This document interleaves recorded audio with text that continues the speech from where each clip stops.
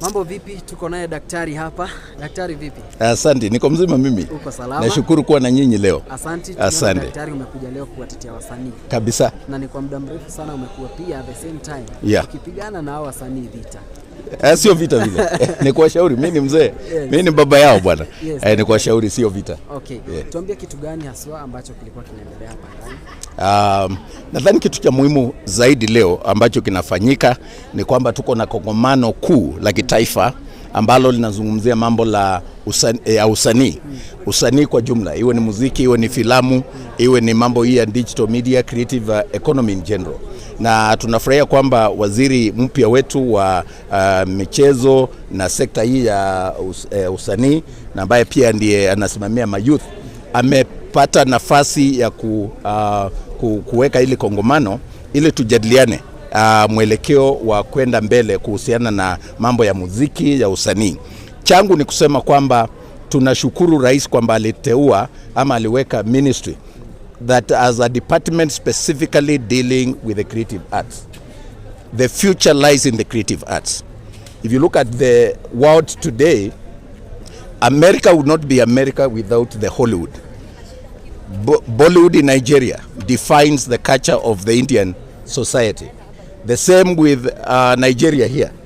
The Niger movies, Nollywood, define the culture of Nigerians. Waziri alluded to it himself.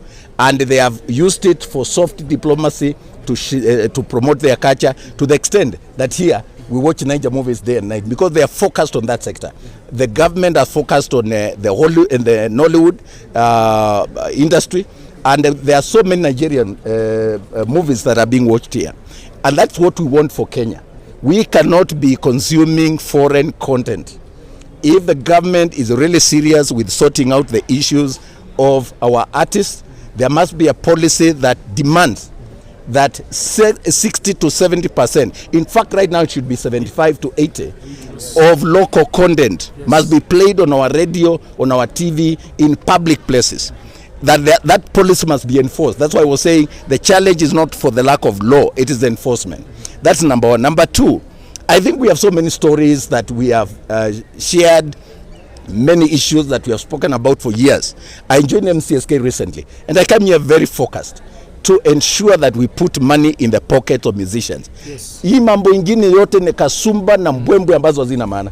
Tuongee, tuchore, tufanye task force, tulale, tuamuke. This is useless talk. Unless musicians have money. I have given the minister the calculations. Broadcasters owe us 320 million. Bars and pubs and restaurants owe us about 2 billion. The matatu industry has not paid since 2019. What do you need that task force for? What do you need that task force for? Just collect the money and pay musicians. Now we are focusing on the peanuts that they are saying we collect and we don't pay. And let me ask you a question. These CMOs that have been accused of all these issues are not new. MCSK is 40 years. I joined here about 6 months ago. And so the problem cannot be the leadership. I'm here now. If the problem was the leadership, give me the benefit of the doubt. I've never failed. I was the Secretary General of Kenya Union of Journalists. I never failed. I was the Director of Information. I never failed. I was the CEO of Kenya Film Classification Board. I never failed. So tuache kulaumiana, tuache kasumba ya kuoneana, kurushiana maneno. Let's focus on collection and distribution. Because the musicians who are suffering are Kenyans as well. And we are giving them lip service by, trying to pretend that we care about them. You don't care if you're not helping us with enforcement. You don't care. It's pretense and it should be called for what it is. If you really care, let us collect money tomorrow and distribute. But if we are going to have side shows, maneno, kasumba, kizungu mingi, maneno mingi, it's useless when musicians are dying in the hospital. I have a musician in Meru, a gospel artist, who went bananas. He just lost it because of depression. I have another one in Kenyan National Hospital. And when you raise these issues, people want to do meetings, to do another meeting, plan a conference so that they can plan another conference. Useless talk. Useless talk. And let me tell you, I'm not in government right now. I've taken the position of an activist. so that I can defend musicians, because they have been taken round in circles to benefit cartels. The cartels who run Liberty Africa, the cartels who run these collection systems, the cartels who collected money and disappeared with it, and nobody is calling them out because they are relatives of so and so. They belong to the same tribe with so and so. We must now know that we have a president in this country called Dr. William Samoei Ruto, who became a president against the system, the deep state, intimidation and the threats. So hamutatuuzia woga. Wanamuziki hawatauziwa woga. Wanamuziki hawatakula maneno. Wanamuziki watakula pesa. Pesa yao iokotwe. So this is what we want to say. All of us have issues and we can blame each other until cows come home. But let us focus on collection and distribution. Let us focus on enforcement. What CMOs need is a license. The work of the government is to regulate, it's not to collect.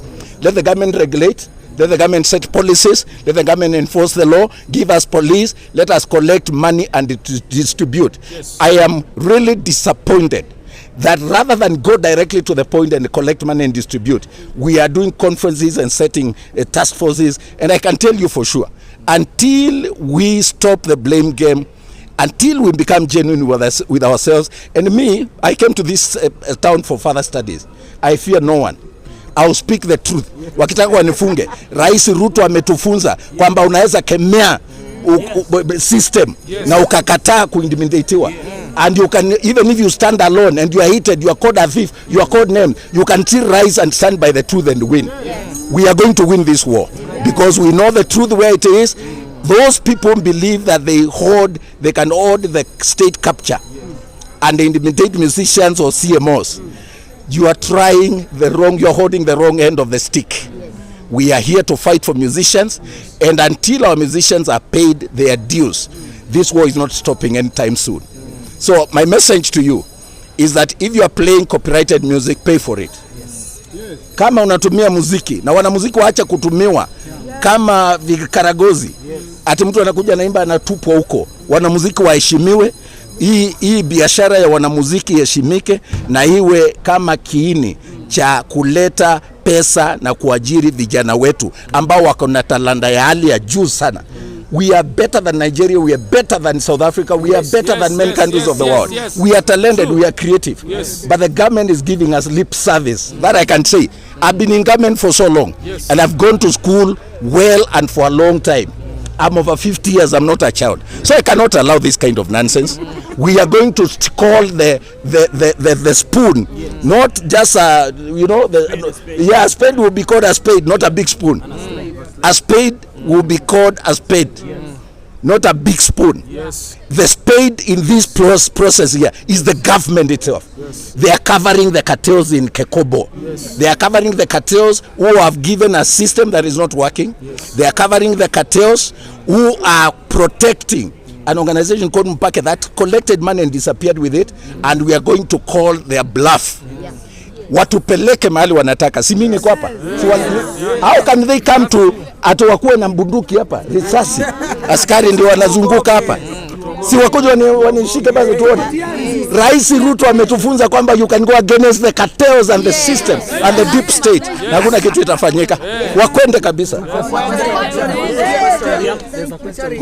One question. Dr. You've seen you're doing very well. You're amplifying the artist agenda very well. Just to ask, maybe how are you planning maybe to work with the artists to fight the cartels? And then additional question is that we've seen yesterday Governor Sakaja imposed now nightclubs to stop playing music past 10 in residential areas. And you know very well artists depend on this music, depends on this appearance on club, performance, our DJs. They will no longer make revenue from this. It is true, but we must also be a country that has some sense of decency.